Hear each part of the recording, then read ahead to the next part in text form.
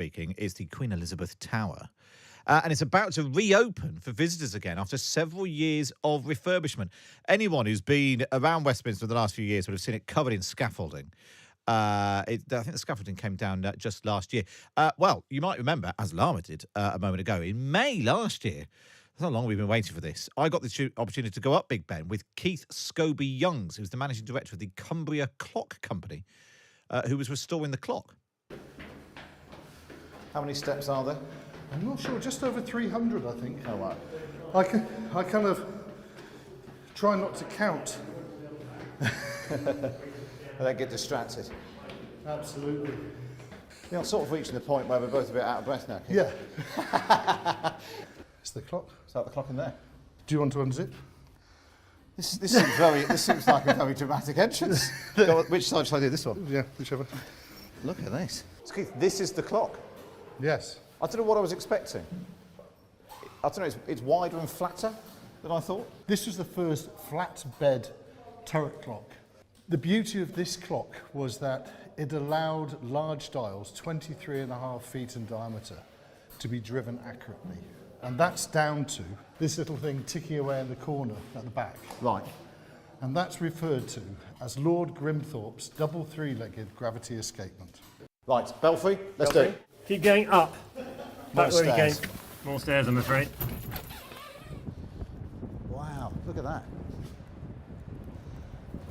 That is Big Ben. It is.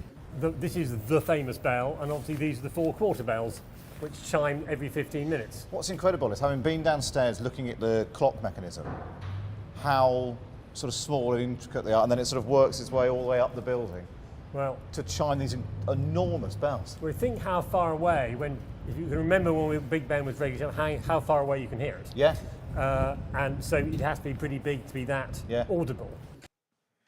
That was Matthew Hamlin, who's the senior clerk of the Elizabeth Tower Restoration Project. And we also heard from Keith Scobie-Youngs from the Cumbria Clock Company. Well, let's now speak to Dr. Anna Key. She's the director of the Landmark Trust.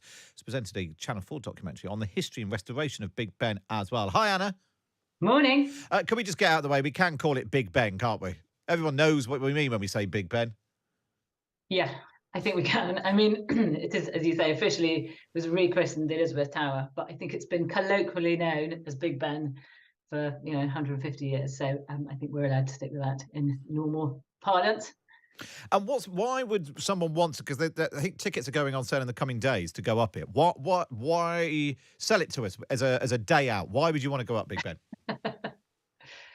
Well, it's just one of the most famous buildings in the world, isn't it? And to the chance to go inside it, which of course normally nobody can, is pretty special. I mean, the views from the top are spectacular, but much more than that, to see it's not just a building Big Ben, it's an amazing bit of Victorian engineering, because the whole point about it, you'll have seen this when you went, is that, and I didn't understand this till I went for the first time, is that it is essentially a gigantic grandfather clock. And all the way down the middle of it is a great big shaft down which the weights that power the clock descend during the course of the week. And that pulls that kind of powers the mechanism. And then it's wound back up. And these great weights are wound back up on these big steel cords a couple of times a week to keep it going. So there's no kind of electricity involved in any of that. It is absolutely wonderful, mega scale clockwork and Victorian engineering, and to see that close to, and to marvel at the fact that that's still there and running is pretty fabulous. Looking and working and kind of in good nick as never before since the day it was completed, following all the work that's happened. It is incredible, the work. And I think actually even now when particularly if I'm walking across Westminster Bridge, the outside of Parliament, at least inside is a separate matter. The outside, in particular, the clock tower, looks incredible when the sun's out. All the because it's all been cleaned up. The sort of yellow stone just looks fantastic. Yeah, it's really dazzling, and that's for several reasons. It's partly that there's been loads of stonework repair, which is the most amazing thing. And for the last, whatever it's been, 5 years, there's been a big sort of encampment of tents at the bottom of it. And if you'd gone inside there, as I was lucky enough to do, it's full of amazing blokes with chisels and blocks of stone recarving Yeah. gargoyles and tracery and all this kind of stuff.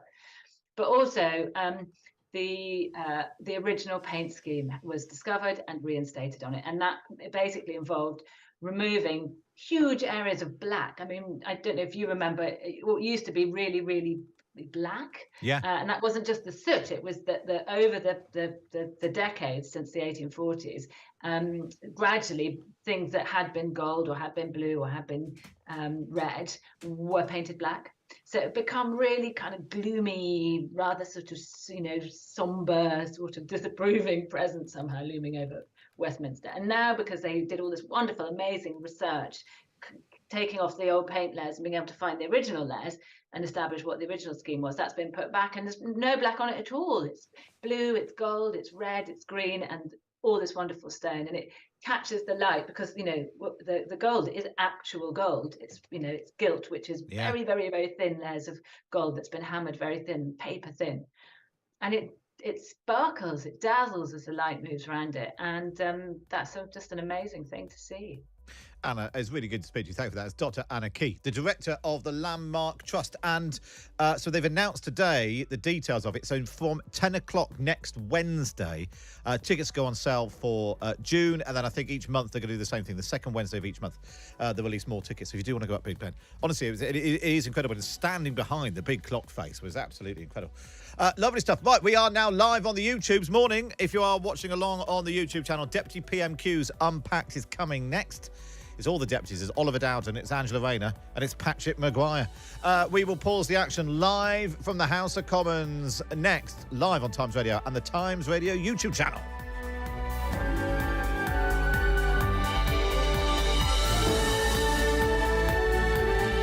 Across the UK, on DAB, online and on your smart speaker.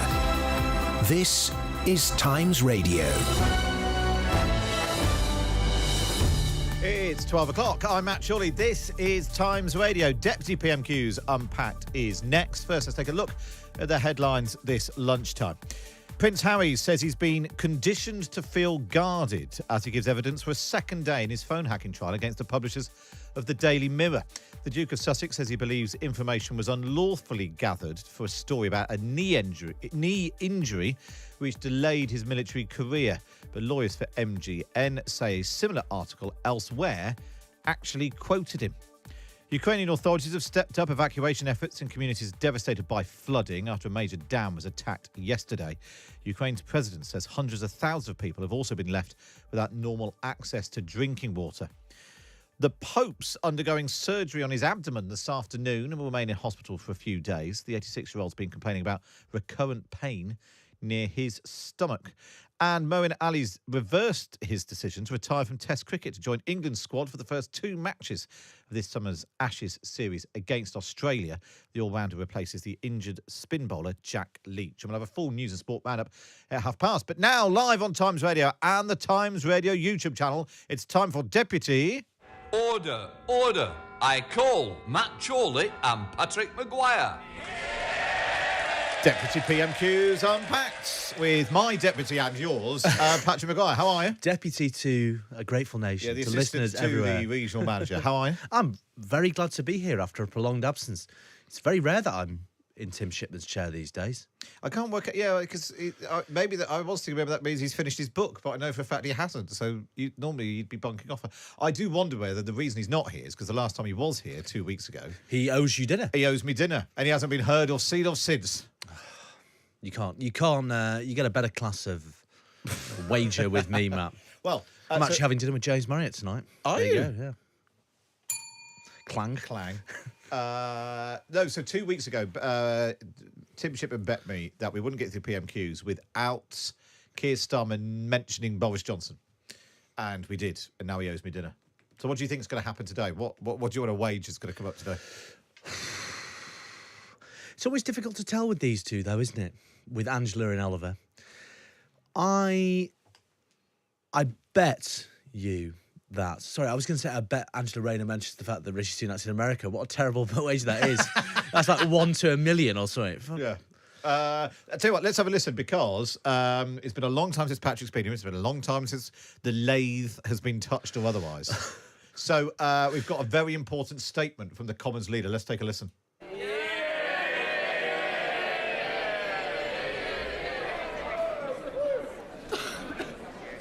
Right. Can I just make an announcement? I want to tell the House about the success last night of the House of Commons teams in the tug of war. We beat the House of Lords 4-0. So let us now start with questions to Deputy Prime Minister David Johnson. I'm really sorry. There is a certain dignity to that office. There ought to be a certain dignity to that office. And come on. Come on. If you want to do that, put it on the House of Commons intranet. Yeah. Send a press release. He sends enough of them. But from the chair at Prime Minister's questions, can we not treat the legislature of this country with the respect and dignity it deserves? Please.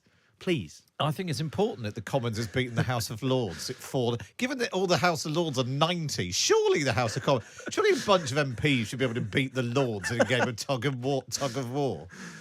God, you know, if we see a few good obituaries in the Times over the coming week, that's presumably why. But I mean, look, it just reinforces the idea. Sorry, not that anyone normal is watching this. No disrespect to our listeners. Hello to all 314 people on the YouTube channel. But that just underlines the fact that, we all live here and it's all a great jolly. And actually, it doesn't matter that we represent our constituents. It's actually, we're just having a massive laugh. Sorry. Probably get hauled in before the speaker for that. Well, I'd like to make absolutely clear that the MP for Chorley and Commons Speaker Lindsay Hall is a friend of the show, and all of the views held by Patrick Maguire are entirely the views of Patrick Maguire. Yes. Right. I'll say it again. Good. So, are we ready? Have we got... Right, good. Here we are, then. This is PMQ, Deputy PMQs Unpacked. Is Oliver Dowden, Deputy Prime Minister, of course, up against Angela Rayner, Deputy Leader of the Labour Party. So let's go live to the House of Commons. We'll take question number 1 from Angela Rayner. Thank you, Mr. Speaker. Speaking of the last election, the Tory manifesto promised to end the abuse of the judicial review. How's it going? Well, I welcome the much shorter question from the Right Honourable Lady today. Let me just remind the Right Honourable Lady of a few facts about the COVID inquiry. We set up the COVID inquiry. We have provided it with more than 55,000 documents so far. We have given it all the financial resources it needs so that we can learn the lessons from the pandemic. But, Mr. Speaker, in Wales, they also had a pandemic. And what have the Labour-run Wales authorities done there? No independent inquiry in Wales. As ever, one rule for Labour and another for everyone else. Right, I feel like we've come in halfway through a conversation that someone else was had. That was definitely question number 1, wasn't it? It was just a slightly weird one. So, Patrick, explain... the abuse of judicial review has gone too far, was what the Tories said. They actually said, this is what the 2019 manifesto said, we will ensure that judicial review is available to protect the rights of the individuals against an overbearing state, while ensuring that it is not abused to conduct politics by another means or to create needless delays. So what is Angela Rayner driving at? Well, Angela Rayner is highlighting that this was Dominic Raab's, peace be upon him, God bless him, rest in peace. This was his big bugbear. He wanted to reform judicial review so that lefty lawyers, and viewers on the YouTubes will see I'm doing scare quotes around that, wouldn't be able to, as they say, conduct politics by another means, change government policy, for instance, stop flights to Rwanda. And that has been a long-term ambition of this government, to reform judicial review, to narrow the scope of what you can judicially review. And now the government is judicially reviewing the COVID inquiry it itself set up to stop them having the unredacted WhatsApps of all and sundry who worked in government at the time. So there is an amusing contradiction there, and Angela Rayner has put her finger right on it. And Oliver Dowden has replied with, yes, but Wales. Yeah. Which is a hardy perennial. Yeah. Criticise the NHS, yes, but Wales. Yeah. There has been exactly. Well, let's go back. In a similar vein, it'll all be over in about 10 minutes if all the questions and answers are going to be that short. Let's go back to the House of Commons then. This is Angela Rayner, question 2. Mr. Speaker, he acts like it pretends that it's complicated, but it's simple. They set up the inquiry to get to the truth, then blocked that inquiry from getting the information that it asked for, and now they're taking it to court. I know he considers himself a man of the people, so using his vast knowledge of working-class Britain, does he think working people will thank him for spending hundreds of thousands of pounds of their money on loophole lawyers just so that the government can obstruct the COVID inquiry? Deputy Prime Minister. Well, we will provide the inquiry with each and every document related to COVID, including all internal discussions in any form as requested, while crucially protecting what is wholly and unambiguously irrelevant. Because essentially, the Right Honourable Lady is calling for years' worth of documents and messages between named individuals to be in scope, and that, Mr. Speaker, could cover anything from civil servants' medical conditions to intimate details about their families. But I really will say to the Right Honourable Lady, I find it extraordinary that she should lecture us on value for money for the taxpayer, when I understand she has now purchased 2 pairs of noise-cancelling headphones on expenses. Now, I will be fair to the Right Honourable Lady.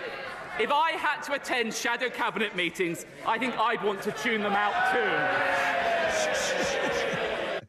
It's not a terrible joke, Oliver Dowden, but the delivery leaves much to be desired. And also, there was a certain amount of... So, that's me, the sound of me changing gear. Her reference to him being a man of the people, you might not necessarily realise that. Well, it's interesting. He is probably the most working class man on the exactly. bench. And so this was back the last time they did this, back in mid-May. Oliver Dowden said, I will say to you that this comprehensive schoolboy will not take any lectures from the opposition party about the lives of working people. So he's also just riling him up in a bit of sort of who's the most working class. Who's the most working class? His dad works in a factory, his mum works in Boots, Oliver Dowden. So, do you know who else's dad works in a factory? Don't remind me. Worked in a factory, owned a factory. What's the difference? You say tomato, I say running a factory. Do we learn a huge amount there? I mean, the government is digging its heels in on this and not handing over all of the WhatsApps. But most people in government seem to think they're going to lose this. Indeed, that's what George Freeman.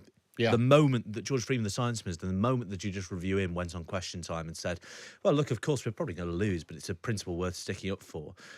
So the government is in a slightly surreal position of setting up an inquiry, refusing to disclose everything that inquiry is asked for, and saying it's fully committed to full transparency.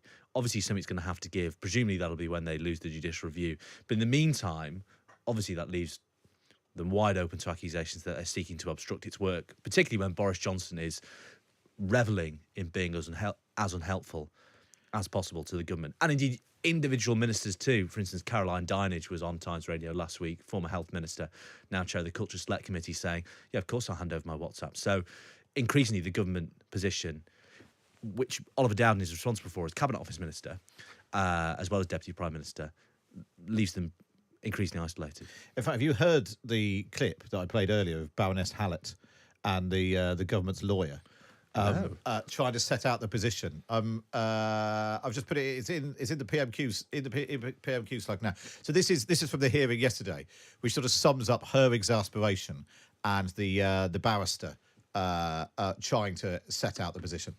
So the Cabinet Office is in possession of Mr Johnson's notebooks, but because of the point that's going to judicial review, even though Mr Johnson himself says he would reveal them to the inquiry without redaction, the Cabinet Office is going to apply redactions to somebody else's material. Have I got that right? My lady, the position is that the Cabinet Office is working out its position. The position is the Cabinet Office working out its position. It's not a great place to be, is it? You could lift that from a, early episode of Yes Minister. Yeah.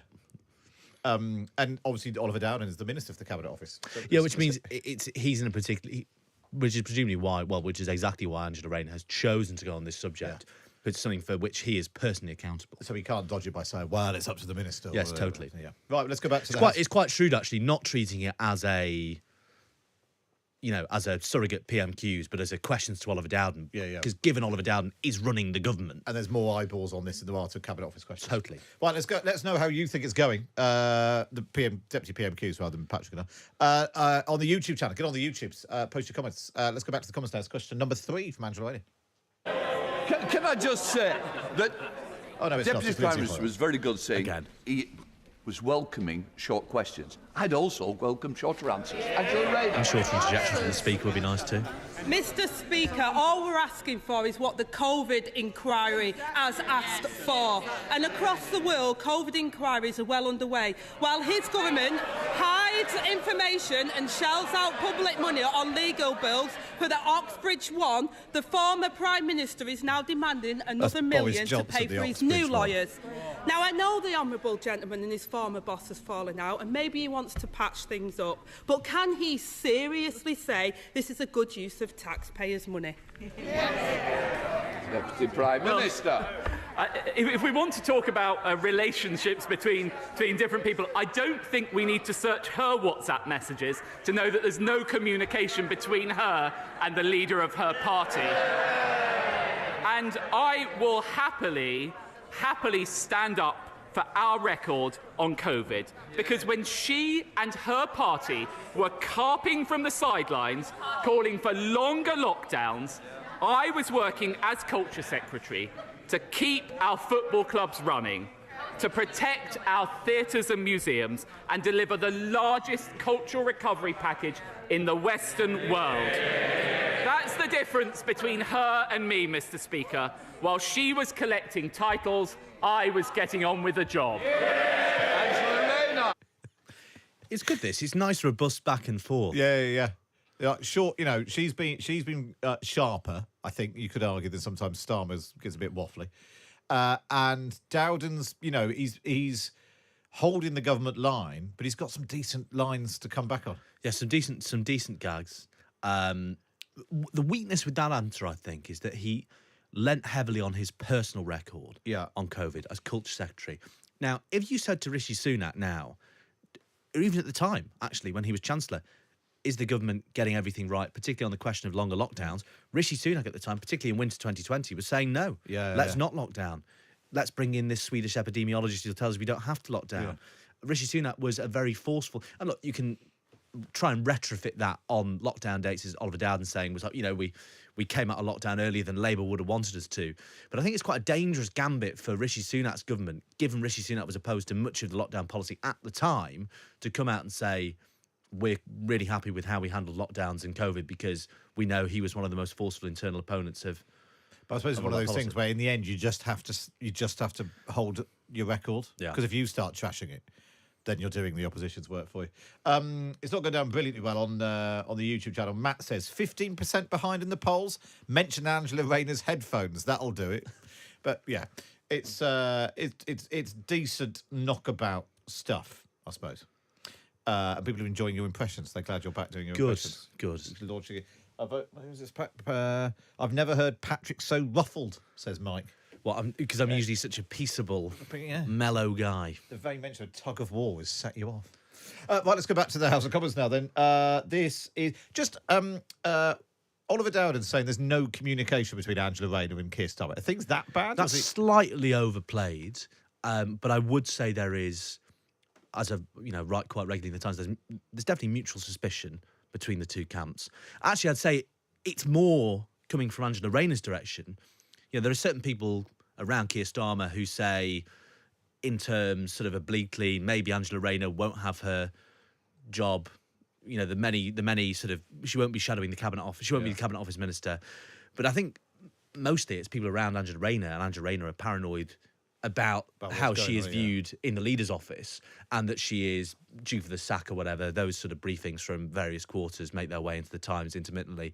But obviously it's a gross exaggeration to say they never talk. Yeah. I think their relationship is in a much, much better place than it was 2 years ago when Oliver Dowden says she was defying the sack and collecting titles. Oh, very good. Thank you for that, Patrick. Right, now we'll go back to the House of Commons. Question number 4 from Angela Rayner. Mr Speaker, I know for the last couple of years he's been trying to prep Prime Ministers for this, but these punchlines are dire. He really needs to go back to school himself. And speaking of school, thousands of children are missing from school. Absence has nearly doubled since before the pandemic. The Prime Minister says he's maxed out on his support for school pupils. But why did the government abandon its plans for a register of missing children? Deputy Prime Minister. Well, on the specifics of the right honourable lady's question, that is not the case, and we continue to keep the policy under review. And what I would say is I am very proud of this government's record on funding and support for schools. £4 billion more this year, £4 billion next year, and the result of all of that investment is we have the highest standards of reading in the entire Western world. What a contrast from when the party opposite were in power. Angela. That was a terrible segue. Can we just deal with that first of all? Speaking of school... Your punchlines are not good. You need to go back to punchline school. Speaking of schools... Yeah, neither of them are setting the bar particularly high in terms of free-flowing badinage here, are they? But it's a bit of a shit. I mean, I don't know why she's decided to leap onto education now, because... Yeah, it definitely felt that there was more life in that theme. Yeah, and broadening it out, tensions between Boris Johnson and Rishi Sunak, tensions between Rishi Sunak and the Boris Johnson supporters. Where is the scope of the fact it's going to be 3 years? If you believe the polls, this COVID inquiry is going to report to Angela Rayner and Keir Starmer in government. So you'd have thought, was this suddenly narrowing in what's happened to the register of missing children in schools? Seems... Look, perhaps you'll develop this. It's interesting.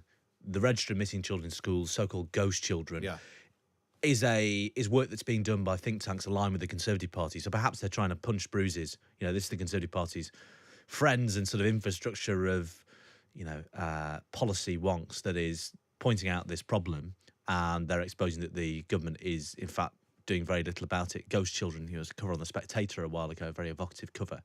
But yeah, let's see where she's going with this, because it's not obvious as to why she would jettison a pretty punchy and timely and personally relevant line of questioning. Let's go back then. This is question number 5 from Angela Rayner. So there we have it, Mr Speaker. Thousands of children missing, under review still. So let me ask him about another, something else that's gone missing. The Public Accounts Committee this week revealed that the government's fraud increased fourfold, with ministers overseeing the loss of £21 billion of taxpayers' money in the last 2 years. Can he tell us how much of our money they expect to recover? Deputy Prime Minister. Well, Mr Speaker, we are working tirelessly to recover those funds and we have made huge progress already. But again, if the party opposite wants to talk about good use of taxpayers' money, what do we have from the party opposite? Plans for an unfunded £28 billion spending spree. And what would that do? Drive up borrowing, push up interest rates, adding £1,000 to everyone's mortgage. Mr Speaker, I know they're out of touch, but even she must realise that Britain cannot afford Labour. Angela Rayner. I mean, it's a bit jumping all over the place again, but I suppose there's more in Oliver Dowden's area of responsibility. So this report was a special report that came out earlier this week from the Public Accounts Committee. They say that £21 billion in total over the last 2 years since the start of the pandemic. That's government's own estimates for fraud against the taxpayer, up £5.5 billion. This is a big problem, isn't it? And it's the sort of thing that I think it's cut through, and you can see on an election poster. Yeah, exactly. It gets cut through, and it also, Oliver Dowden was talking about the 28 billion, which I'll get to in just a second. But it gets to the heart of how Labour think they can answer tricky questions about their fiscal policy. You also hear this from shadow ministers too, as well as Angela Rayner. They say, look, the first thing we're going to do is stop wasting so much money to fraud and incompetence. You hear that about welfare. You've just heard it about Whitehall there. So there's a double whammy there. It's about trying to pin waste on the Tories, but also saying, look, don't worry about higher taxes or spending cuts because we are going to save the money the Tories are wasting. To which Oliver Dowden obviously said, well, hang on, forget the 21 billion, forget the 28 billion. You're pledging to borrow every year for green investment, which has become the hot button issue the Labour Party doesn't quite have an answer to. So I'll be interested to see how Angela Rayner takes that on, because it's a big talking point and dividing line within the shadow cabinet. On working pensions alone, in this Public Accounts Committee report, it said that in 2021-22, apart from working pensions, they saw the highest level of benefit fraud in error since records began in 2005. As it relaxed controls during the pandemic to cope with new claims. It overpaid an eye-watering, the committee says, £8.6 billion in benefits, £6.5 billion of which was due to fraud. And there's been this big complaint about, well, that's okay. That's what happened during the pandemic. Why aren't you trying to get this back? You know, and there was the government loans, and then you start getting on to the sort of PPE contracts and all that sort of stuff as well. And the government seems to have just sort of thrown its hand up in the air and said, oh, we can't be doing it, we're going to move on. Well, just think, welfare in particular, let's zero in on welfare. If you're John Ashworth, the Shadow Working Pension Secretary, that's manna from heaven, because you can doubly say, you don't sound, you know, for better or worse, like you're on the side of welfare claimants. Not making a value judgment about that. I'm just saying that's something that the Labour Party are aware that they will be pilloried for. And that's what John Ashworth doesn't want to sound like. Or he can say, look, we want a more humane welfare system, but also the Tories are doing badly on fraud. You know, it allows him to hit every note he would want to hit.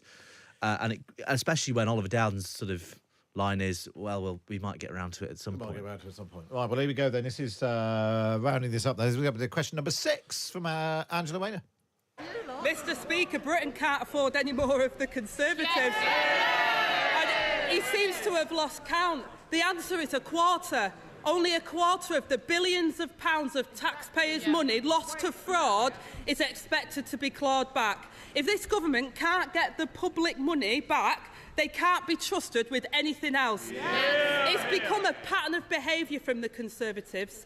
An inquiry missing the evidence, schools missing their pupils, taxpayers missing their money, and ministers missing in action. And all the while, working people pay the price for their mistakes.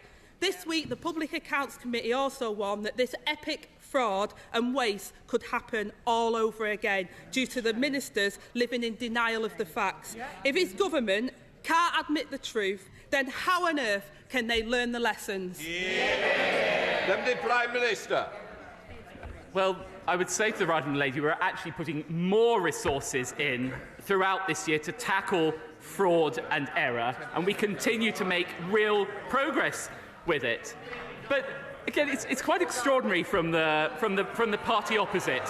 While we are working to drive down inflation and energy bills, what's the right honourable lady doing? Receiving £10,000 from Just Stop Oil backers. Oh yes, adopting their policies, backing protesters, blocking new production, and forcing us to import more foreign oil and gas. Do you know what? For once, Mr. Speaker, I find myself in agreement with the GMB union. What did they say? It's naive, lacks intellectual rigour, and could decimate communities, just like Labour. You can see why generations of Conservative leaders have valued Oliver Dowden as a backroom presence for preparing for PMQs, because if you read those exchanges, you would think, well, they're all internally consistent and there are lots of good rejoinders and gags, but God, the delivery is just... It's like... I don't know, I was just sitting here thinking, because they're both ginger, actually, gingers across the dispatch box. If he got an orange pen and drew a beard on, he could be a Prince Harry impersonator for GB News. That's a wooden delivery. We got the explanation as to why Angela Rayner was all over the place, because she decided to latch onto the word missing. Yeah, it's interesting. Missing children, missing money, ministers missing in action. I thought the thread there was going to be waste or something. Wasting money on challenging the COVID inquiry's decision, wasting money on, whatever. It wasn't great. It wasn't pulled together with much aplomb. And the line, by the time you get to the sixth question, it should be really obvious what you're trying to do. Going. Yeah. It was sort of an afterthought. There's a consistency there, and you can see the notes Labour are trying to hit. But again, similarly, the execution was poor. Yeah, it wasn't. People not loving it on the. Geez, I can't bear much more of this, says Madge. Slightly low energy, the entire affair. Which is, I think it's just a surprise. Rayner normally, given what she had to go at, if you're going to go at you've got Boris Johnson, COVID, government wasting money, Rishi Sunak's out of the country. There's plenty there to. Rishi Sunak, why did we make a joke about how he can't even throw a ball? Well, let's just sit and think about that. We should. Yeah. Until Angela Rayner comes up with an answer, we're going to sit here in silence. Well, let us know what you think of it. Post on the YouTube channel. What you thought of it. Up next, Lara Spirit is going to be here with the best of the rest, which hopefully a bit better than that. We've got Marmy Black and Ed Davey. If that's not trailing ahead, I don't know what is. Stay tuned for that. We're then also going to hear from some of the writers behind this new Full Monty film. No, it's a TV show, isn't it? They've been picketing their own premiere, so we're going to hear about from them as well. And we're going to do the quiz. Can you get to number 10? If you want to come and play the quiz, email me with your name and number. Email me, matt@times.radio, matt@times.radio, and we'll get you on to do the quiz. But before all of that, let's get a news update now from Anna Geary. Across the UK, on DAB, online and on your smart speaker. This is Times Radio.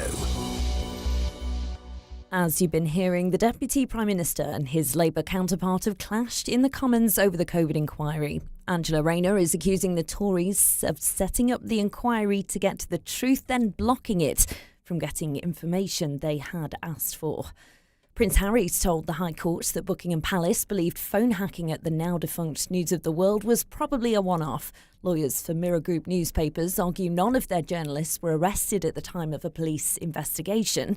The Duke of Sussex is suing publishers who deny printing illegally obtained information about him between 1996 and 2010, including about ex-girlfriend Chelsea Davy. Media lawyer Jonathan Coates says the timeline is significant. One of the arguments that Mirror has is that he's bringing this claim too late. And so he's saying you knew enough at that point to bring that claim. And if that's right, then he might get struck out on a limitation point. Security staff at Heathrow have announced they're going on strike nearly every weekend from mid-June to the end of August. Unite members at Terminal 3 are walking out alongside colleagues in Terminal 5. Volodymyr Zelensky claims hundreds of thousands of people have been left without access to water after an explosion at a Russian-controlled dam in southern Ukraine. Both Kyiv and Moscow are blaming each other for the blast. And latest forecasts suggest Britain will have the highest inflation of any major developed economy this year. But the experts think we will narrowly avoid recession. Weather now chilly and cloudy in the east, feeling warm in the sunshine further west. Toby Gillis has the sport. The fallout to one of the biggest sports news stories in a number of years continues today after the two traditional golf tours announced a merger with a controversial Saudi-backed breakaway yesterday. The PGA and DP World Tours had been at war with Live Golf, vowing they'd never work together, literally until the announcement. The agreement involves a huge payment from Live's owner, Saudi's public investment fund, and the three parties now suggest all is well in the world of golf once more. But a number of stars like Northern Ireland's Rory McIlroy and Tiger Woods have been so vehement in their opposition to Live, both from a sporting and human rights perspective, that this is likely only the start of a healing process that'll be bumpy in the extreme. Times chief sports writer Owen Slott isn't sure how the broken promises will be forgotten. And we're kind of in the realms of just can't tell.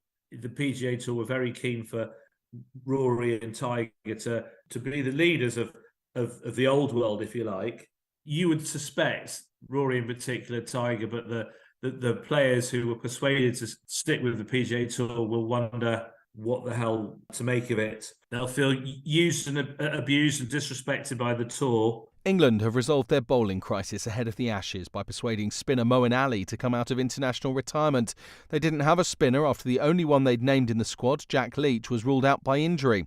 Ali retired from playing Test cricket for England 18 months ago before a major regime change that has revitalised the team's results and style under captain Ben Stokes.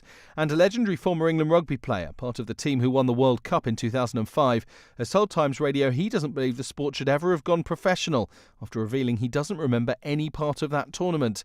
Steve Thompson was diagnosed with early onset dementia some years ago and says doctors believe he suffered what they call subconcussions 80 to 100,000 times during his career.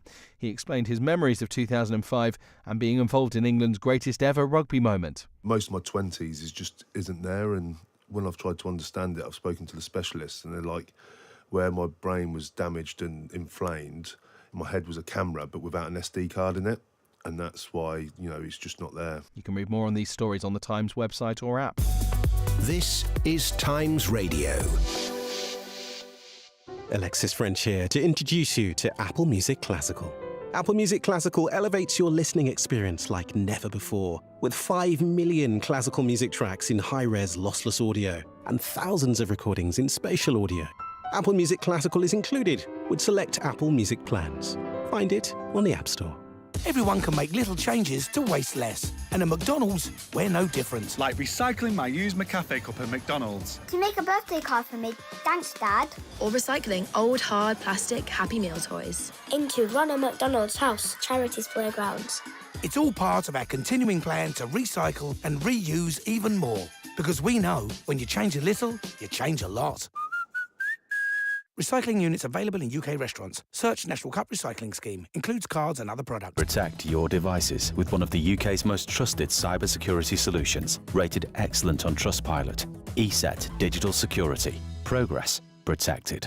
John Pienaar at Drive. This afternoon from 5 on Times Radio. This is Times Radio. Yes, you're listening to Deputy PMQs Unpacked with me, Patrick Maguire, and Matt Chorley. We are going to do the best of the rest with Lara Spirit, who joins us in the studio. What have you been keeping out for, Lara? Hi, Patrick. Not a particularly lively best of the rest today, but quite a few questions orientated around the theme of care, given it's the UK Carers Weeks. We had one from Andrea Leadsom, we had one from Catherine West. Hi, Matt. Sorry, Matt Chorley has just rejoined us in the studio. I'm going to blame the team.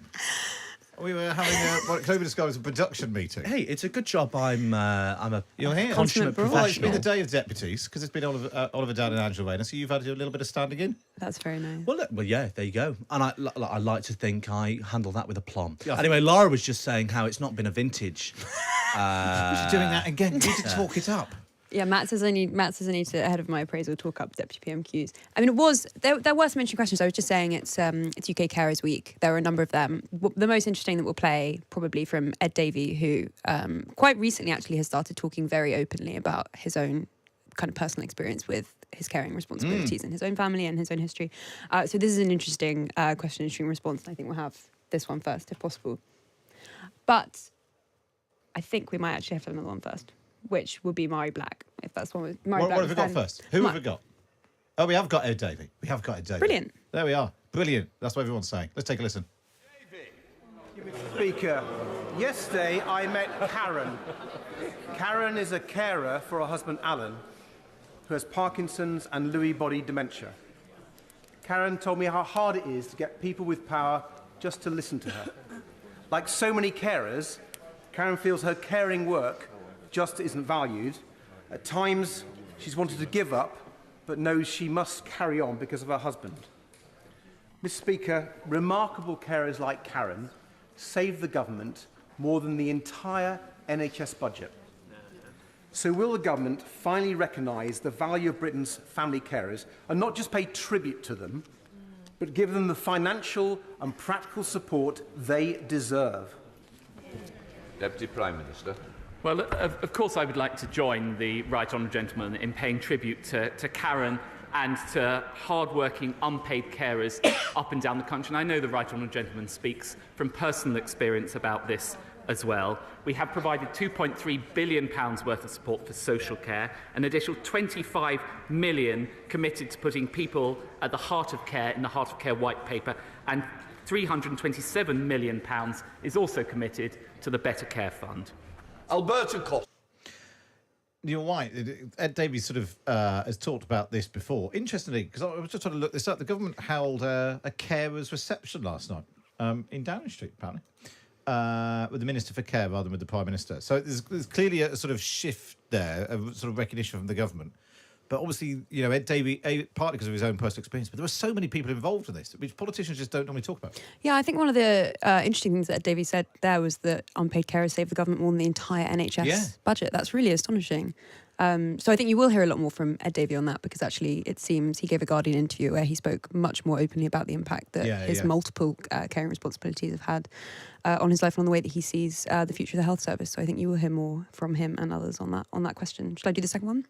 Yes, well, the good news is, for Maui Black fans, we have now got Maui Black. Is that what we wanted? Fantastic, yeah. We do have a lot of Maui Black stands who listen to the show. So she asked two questions. Obviously, she's standing in as Deputy SMP, Westminster Leader, and a spokesperson. She asked a question about the government's economic record, but I thought Oliver Dowden's response was a little bit interesting, partly because it was slightly curt and very quick, and I think, just sort of indicated that he wasn't actually particularly bothered. Well, after he was told off about his long answers by Patrick's mate, Lindsay Hoyle. Yeah, and I think also this is just the response that the government have now to any question on finances from the SNP, is they just say we're not going to take a lecture on profligacy from the SNP. Does he mention the camper van? He doesn't, but I mean, it's implicit, and thankfully. Very good. Let's take a listen. This government plans to cut taxes for the richest, spend £6 billion imprisoning people fleeing war and persecution, and has lost £21 billion to government fraud throughout this pandemic. Is the view from the Prime Minister's luxury helicopter so skewed that during a cost of living crisis he thinks this is what people's priorities are? I'm going to take no lectures on profligacy from the SNP. And actually, what is it that this government has done? We have provided record increases to the personal allowance, meaning that a person working full-time on the minimum wage has seen a £1,000 reduction in their tax. No, was that it? That's it. That's where he stops. It's very sharp exchange. Yeah. I just noticed Jeremy Hunt's just sitting with the same sort of half smile on his face the whole time like that, whether he's a sort of AI bot version of a cabinet minister. Good. Is there more? There's one more. Is there? If I may. Oh, thank goodness, Lara. Is this one any better? I think it's interesting. It's from Flick Drummond, who we've probably heard the most about in the last better part of a decade that she's actually been in Parliament, from losing out on a parliamentary seat to Suella Braverman in that re-selection. Go on, hang on. Whoa. Patrick wants to share. No, sorry, I'll let Lara finish her point, because it's a slightly separate point. Okay. Not related to the. Just sit still. Sorry. Sit still.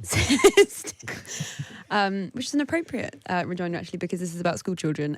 She has got this 10-minute rule bill about the 81. Talking of schools. Such a silly mood today. Of the 81,000 children who are missing from the school register, many of them who've disappeared, these so-called ghost children. And nobody can answer the question of how many of these are not in school, how many of these are being at home schools. So there's a big worry about them. And she asked the government to back that rule bill, and I think Oliver Dowden's response makes clear that while the Education Secretary is concerned about this, I'm not quite sure they've alighted yet on a full response about what they're going to do about it. OK, let's take a listen. Thank you very much, Mr. Speaker. And we're all concerned about the 81,000 children that are not in the school register and under the term home educated. And no one, not local authorities or schools, can honestly answer the question, how many children are not in school? Therefore, how can we know that every child is safe and suitably educated? These children are out of sight and out of mind. The Secretary of State for Education has said that this is one of her priorities, as had the Education Select Committee. So can I ask my right honourable friend to expedite my 10-minute rule bill to place a duty on local authorities to maintain a register of children who are not in school, so that we can ensure that every child is visible, safe, suitably educated and receiving the support to enable them to thrive. The Prime Minister. Mr. Speaker, we do want to ensure that all children are safe and have access to an excellent education. And of course, local authorities must seek to identify children missing in their area and ensure that they are safe. The Department for Education continues to undertake work to support swifter identification and greater support of children missing in education. And what's really interesting about that is that when Angela Rayner brought up missing children, Oliver Dowden gave her, I'm going to take no lectures. When a Tory MP brings up exactly the same issue, suddenly he's much more engaged. Yeah, I think that's true. And I was just reading now that 140,000 children are classed as severely absent, which since the pandemic is up 134%. Yeah. So I don't think this is an issue that will be going away. Yeah. And it's also interesting that the government's now apparently saying they're going to support a backbench. Because it seems to be the only way to get anything done these days is a very narrow backbench bill, which can address these small things. Yes, Patrick.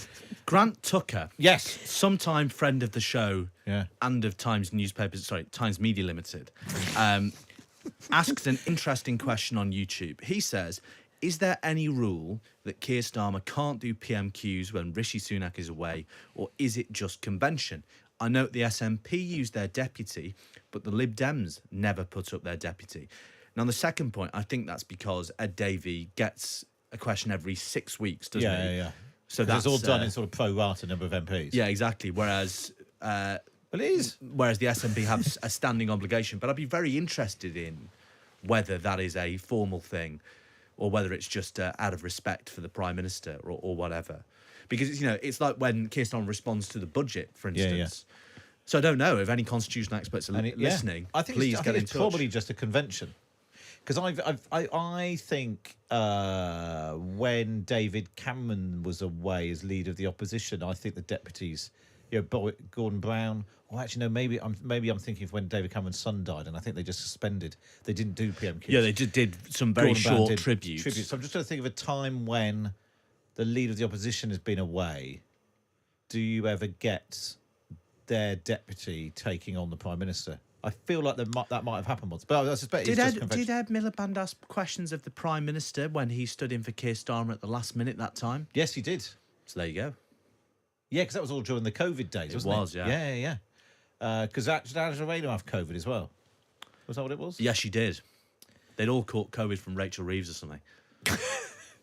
I'm not one to gossip, as you know.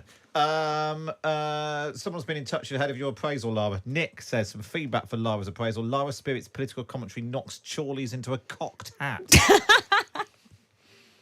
I quite like, there was one friendly listener who used a very lovely smiley huggy emoji, which made me feel safe and loved ahead of this afternoon's showdown. So thank you to them. Oh, there we are. It's a big afternoon ahead after the show today. I'm giving both Patrick and Lara their appraisals, so do let me know. And I respect the confidentiality of the process. Thank you very much. So I shan't be talking about it on air. No, very good. Well, thank you for that. That was brilliant, really memorable. Really look forward to that. Very professional, is what everyone's saying. Why are we here? Good. For everyone who enjoyed that immensely. So good. So we'll be back at the same time next week. Lovely stuff. Right, coming up, why are the writers of the new Four Monty series picketing their own premiere? That's what's been happening. And we'll do the quiz. Can you get to number 10? It's Matt Chorley, extraordinarily still on Times Radio. Off Air, the podcast with Jane Garvey and Fee Glover. Every Monday to Thursday, Jane and Fee keep the microphones on after their Times Radio show. I can't do star signs, Jane. Absolutely typical of Aries. No, I'm a Pisces. I can never remember your birthday. I do apologise. Did I miss it this year? Unencumbered and Off Air. You're allowed to pee in a policeman's helmet if you're pregnant. And you get free prescriptions and dental care. What, I might even have